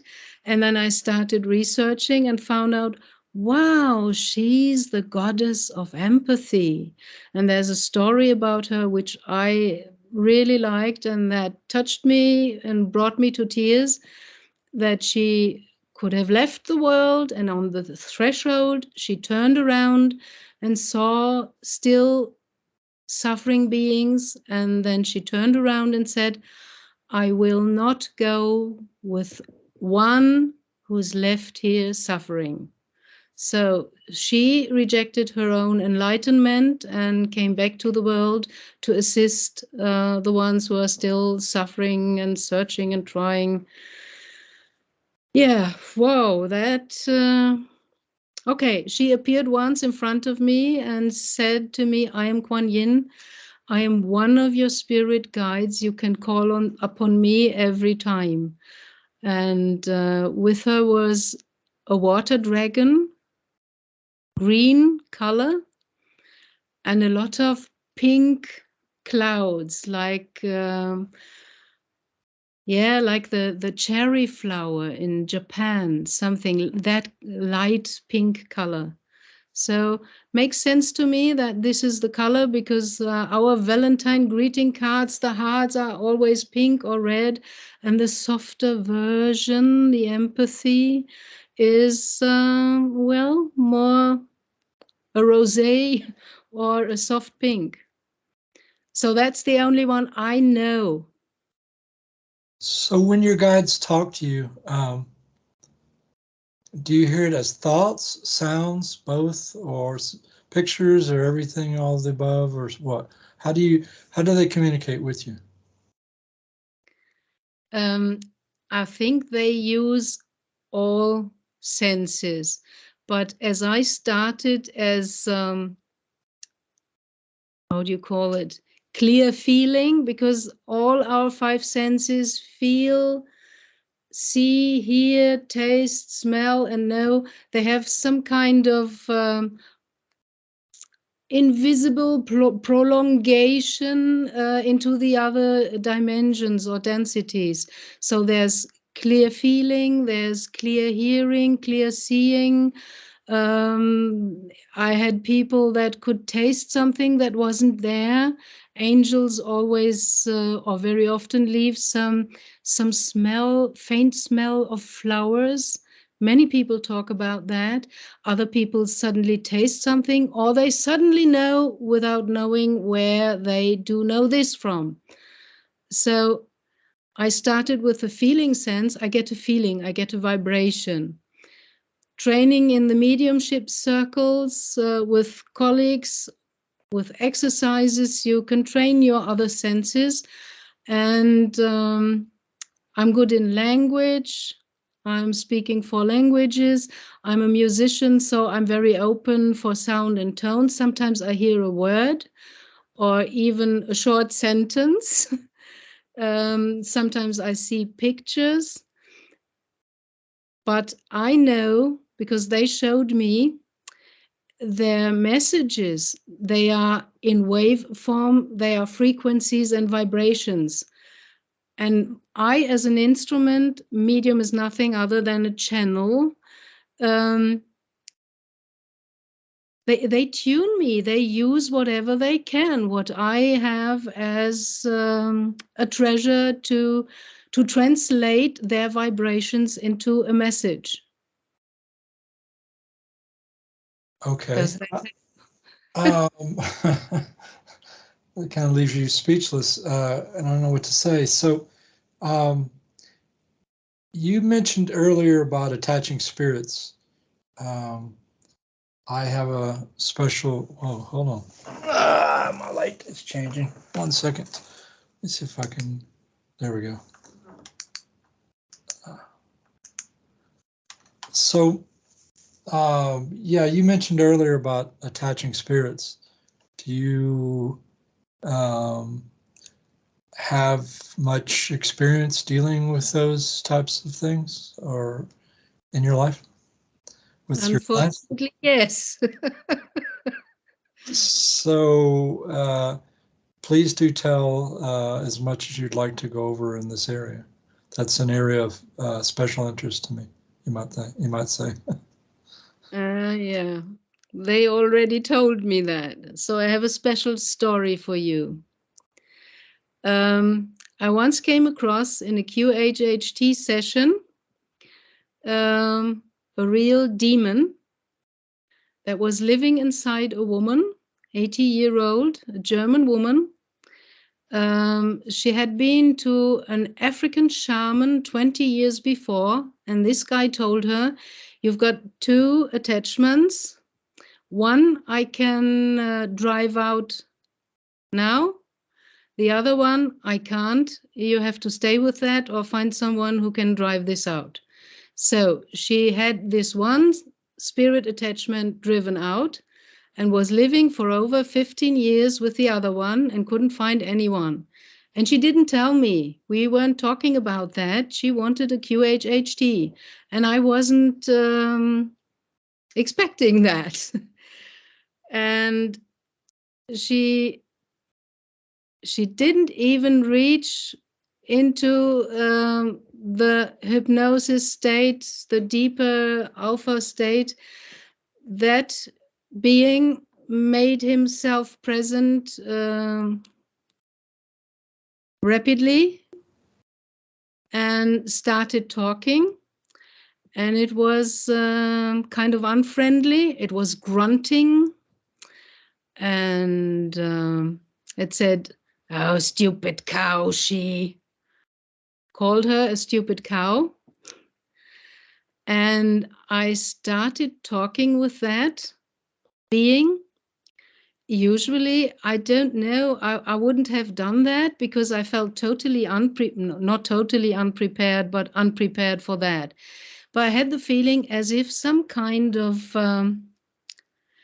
glass bell was coming from above and was shielding me. And suddenly I was totally neutral, and with a soft and kind and friendly voice, I was talking to a demon. And I thought by myself, whoa, that's strange. And I asked him some questions. How did you get into her? What are you doing there? Why are you haunting her?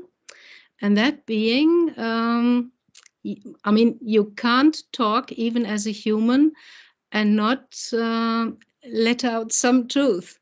So that being in the conversation, it told me that it came in via Sai Baba. So that's a funny thing because I had been to his ashram before, and when I was there at the age of 28, I didn't feel good. I didn't like his voice, the vibration, so I shut myself off and closed myself off. And there he comes again. And this woman had the whole house filled with pictures and frames of Sai Baba, her guru, and she tried, as a Westerner, that's impossible with our mental state, she tried that devotee thing to surrender totally, and the master, the guru, will take me to enlightenment. I don't have to do anything. I'm just a sack of human flesh, and he will transport me to some higher realm. This kind of surrender is, to my opinion, sorry, don't want to offend anyone, I think it's false, and it's still some kind of childish because there's no responsibility in it. You just want to have it made. You want to have the pill on the silver tablet, and you don't want to invest any work of your own. So she was totally open up to Sai Baba. And in this open canal, there can come in some other entities. And while talking with him, he also told me that she was the incarnation now of an Atlantean priestess, and she has got special knowledge which he wants to prevent from to come out. So he is blocking, the demon was blocking her on purpose because of the old ancient Atlantis knowledge she had.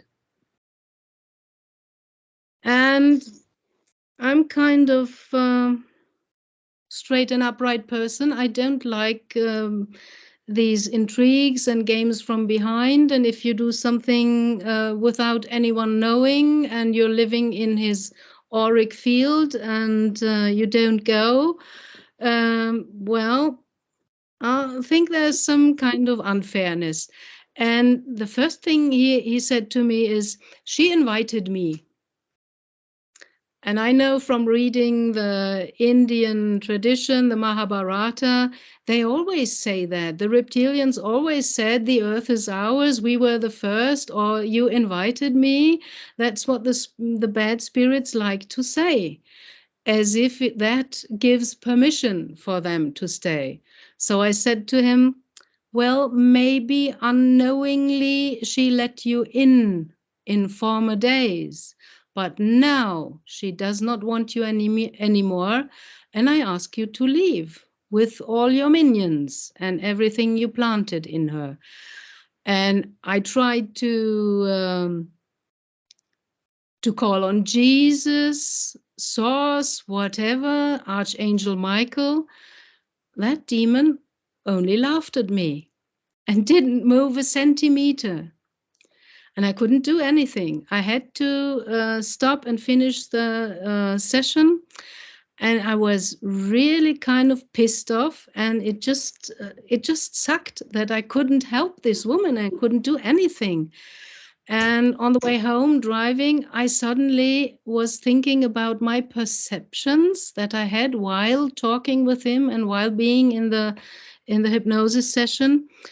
And I had a strong feeling, felt so Indian, some kind of Indian or Tibetan demon.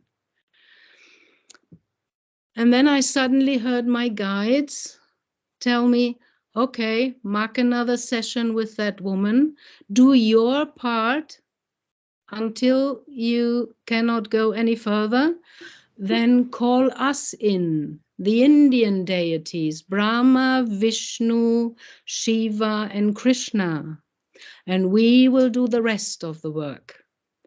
Okay. I tried that. We made a second date, and I did what I could to lead the woman into the alpha brainwave state. And then already the demon appeared and started to disturb. And then I called in Brahma, Vishnu, Shiva, and Krishna and asked them to remove this entity with all its triggers and connections and backup and reset programs. And then I was allowed to see a picture. And that was really funny because I had only a feeling of the demon and I had no picture. I was allowed to see the picture of, really like in the books, in the old Tibetan books, a fat, blue-skinned demon with eyes that came out of the skull and a mouthful of teeth. And he was walking like a duck, very slowly, getting out of the astral field of this person. And then I saw Krishna and his spear, and he was stabbing the demon into his leg to make him move and go faster. And the demon was starting to move a bit faster. And I thought, wow, that's great. So they are leading him out. I couldn't do it, and I didn't know what to do.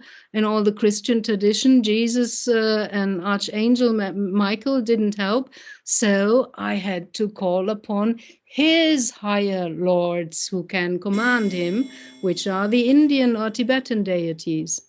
So that made sense to me afterwards. Hold on. I gotta set my lighting here. That was a pretty amazing story. Thank you very much for sharing it. Have you had any other experiences with Yes. Michael? Yeah. Well, how many, relatively speaking, how many similar experiences have you had?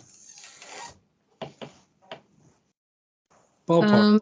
The other ones weren't that drastic with like this Tibetan demon, but there were attachments on people. Another one was maybe quite interesting. I had participated in a sound healing group meeting in a park in the summer in Germany with some other people, some of my friends who are also spiritual or therapist or whatever, working in the spiritual field, and just people they knew or friends who brought friends. So we had a group there and we were toning and doing sound healing. And after that, there was a young woman, maybe 25 years of age, that got my number from out of the group, and she approached me via WhatsApp, and she started throwing things at me. First, she was doing the honeypot thing. Oh, I heard you're a medium. Oh, how wonderful. Can you tell me? Blah, blah, blah, blah, blah. And she just wanted to know and know and know. And through 10 or 20 WhatsApp the day at me. So after one day, I said, stop. This does not work like that. If you have so many questions, you can book a session with me, but we're not friends. And this is too much. I don't want it like that. Can you please take a step back? And she said, oh, yes, of course, sorry. And next day again, she sent 20 WhatsApp, and I felt there's something wrong. And I felt something is reaching out and was grabbing after me, even astrally. And it just didn't feel right. And I couldn't understand it. And I thought, what does she want from me? I already said no, and she's still trying. It went to a point where I said, if you don't stop bothering me day to day, don't you have a life of your own with your questions and your situations and your things? I will have you forced me to block you on WhatsApp. I'm sorry, but just if you don't stop sending me things. So she did it again. I blocked her. The first person I ever blocked. I've never done that before. And I just couldn't understand it. And at night in bed, I asked really from deep of my heart, I said to spiritual world, my guides, whomever, guys, I need to understand that. What is reaching out from her and is bothering me, that I'm even lying here in bed thinking, oh, maybe I'm a bad person. I'm not a good spiritual person. I did not answer her. I reject her, blah, blah, blah, blah. All this ego stuff, this polarity. And they showed me a picture. I saw her face. And from her face, there were going out like tentacles. Some, I always perceive dark or negative energy like dark, cloudy material, or like pieces of things that burnt in the fire that are flowing in flocks around. And to me, it looked like the Greek, who's she called? The Medusa, the head with the serpents. So it was moving, and there were dark tentacles like reaching out to me. And when I saw that, I understood, oh, this woman's got an attachment, and the attachment is trying to attach to me. Okay. And then I asked another friend, a shaman, and I only told her the name and asked if she can have a look or a feel into that. I needed confirmation to not do something wrong. And she said, well, I even see the being that's attached to her. It's sitting behind her in the neck. That's why our language still transports things like, I've got problems on my shoulder or something in my neck. So that's where they attach usually. And she was seeing this being as some kind of a bad pixie or something like that, or a bad gnome. And I couldn't see that being, but I started a session and I asked the white light, the source, and all the angels and my helpers to remove all the attachment that this being already had put into my auric field. And if it's allowed and not interfering with the free will of the other person, the young woman, she surely didn't know that she was abused by this energy being attached to her.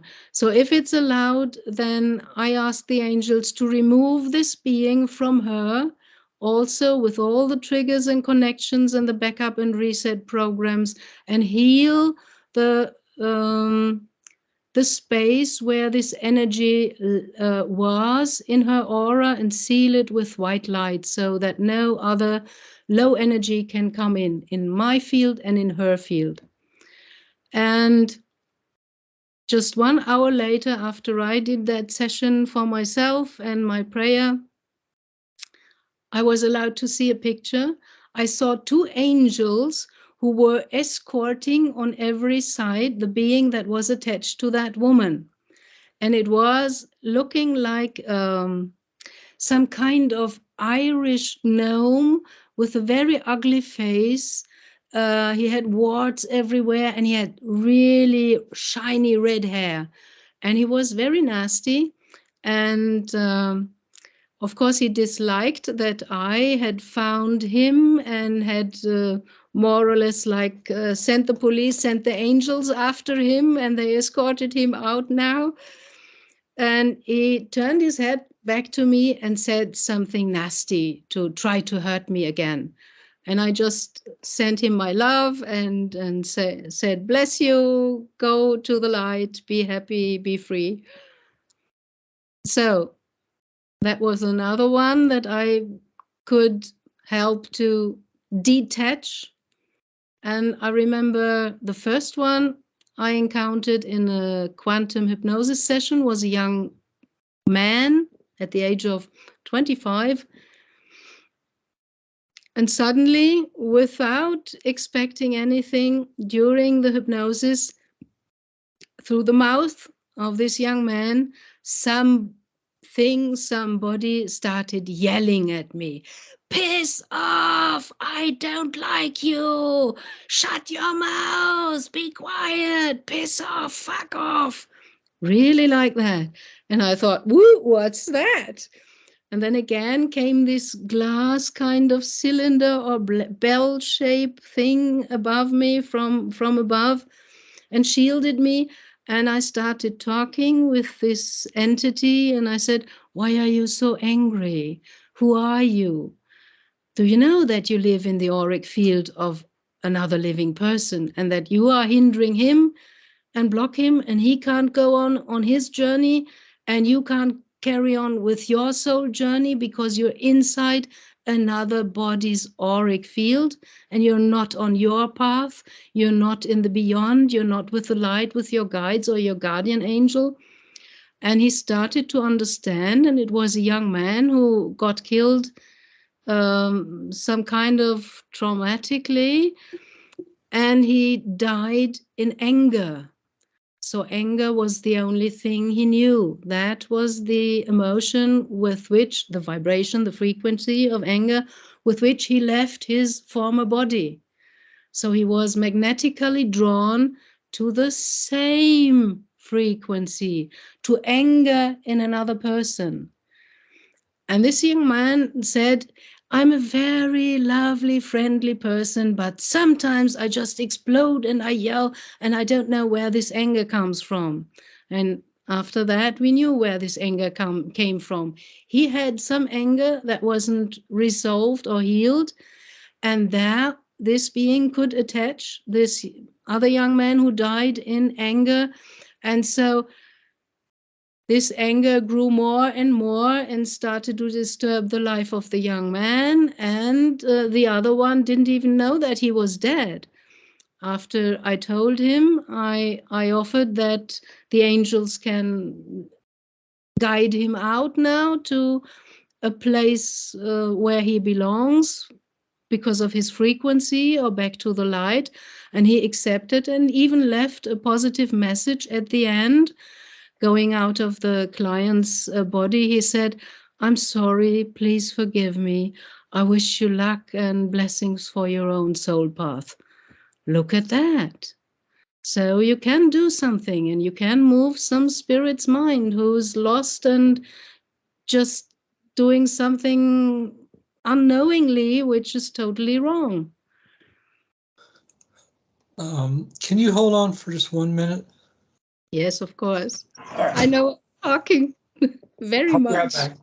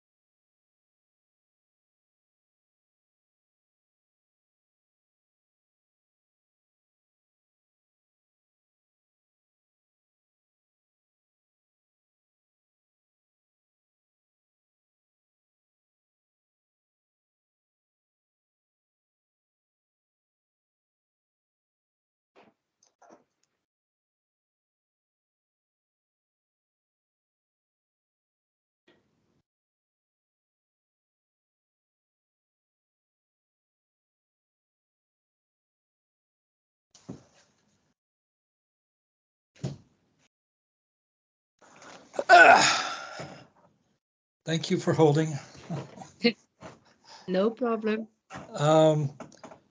So did your guides tell you that I have attaching spirits? No. Usually they don't do that, and beforehand I never sense into another person without their Permission. consent, free will. But I can't help to pick up some things sometimes.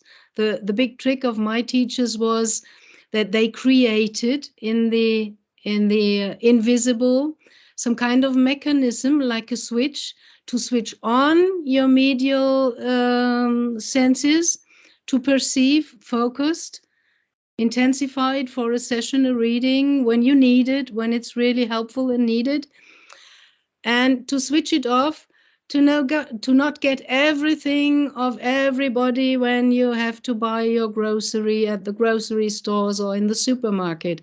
I don't want to walk the streets and get every feeling and every thought of everybody. So I like to switch myself on and off, and I really love this technique because I already pick up enough without being switched on.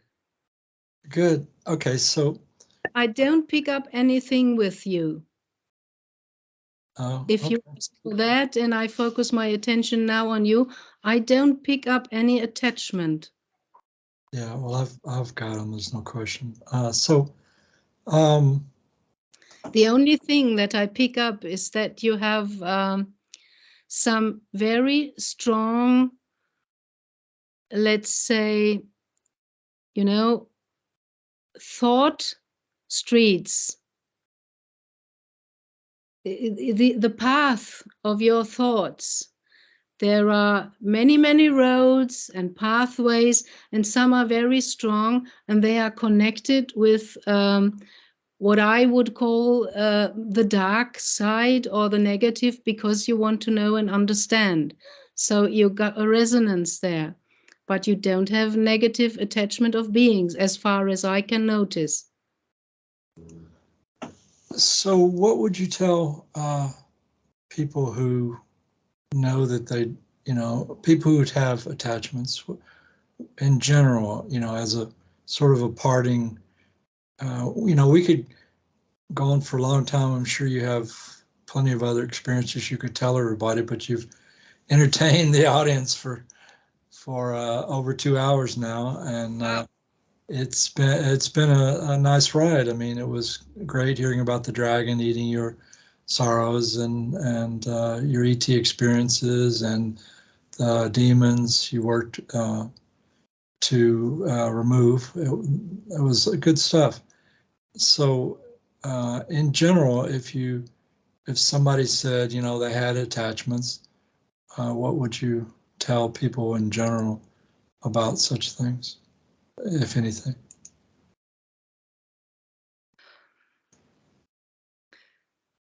I think in the beginning, a person with no spiritual training or experience will think and feel that they cannot remove this by themselves. So they should go and look for help. Usually shamans know how to deal with that. Not every medium knows how to deal with that. And not every energy worker knows how to deal with that. There are so many, even documentaries and TV where the guys go with all their instruments to the haunted houses and they ask the spirits there or the demons or whatever is stuck there, is there somebody? And they get the yes. Well, what's the use of asking a spirit who's stuck or bound to a place, a house, or any local place? Are you there? If you can't offer help, these spirits or whatever they are stuck there because they haven't found their way to the light. They are maybe souls of deceased persons with a lot of attachment to matter, to houses, to money, to family. And if they don't go into the light after they transitioned and decide to stay there, well, okay, then they need very often somebody who helps them, who can open a portal to let them out into the light, or call the angels and let them be guided to where they belong to. You can open a light portal with the Indian Agnihotra fire ritual. You can also call on deceased or stuck negative energy, spirits, entities, beings, and ask them. Now you can use this tunnel of light from the Agnihotra fire ritual, and you can go to a higher world, to a higher realm, into the light. And many of them, they just wait for an opportunity like that. So if you go to a haunted house and you can't offer them a way out or a helping hand, you're not doing anything good. You're just um, measuring that there is some kind of magnetic anomaly, which you maybe call ghost, and you ask him, are you there? And what is your name? And this doesn't help anything. So people who have an attachment in the beginning, they need help. Although I know you can do it on your own if you have a little knowledge. Just call on source, on your own divine spark inside of your heart, where your soul is attached to this body, and ask for help. Ask Archangel Michael to remove the entity, or if you know some clearing and cleansing rituals from shamanic traditions, they have a lot of knowledge about that. They know how to deal with that. Go and search for help, or at least do research. Even in Google, you can find some things that you can do on your own.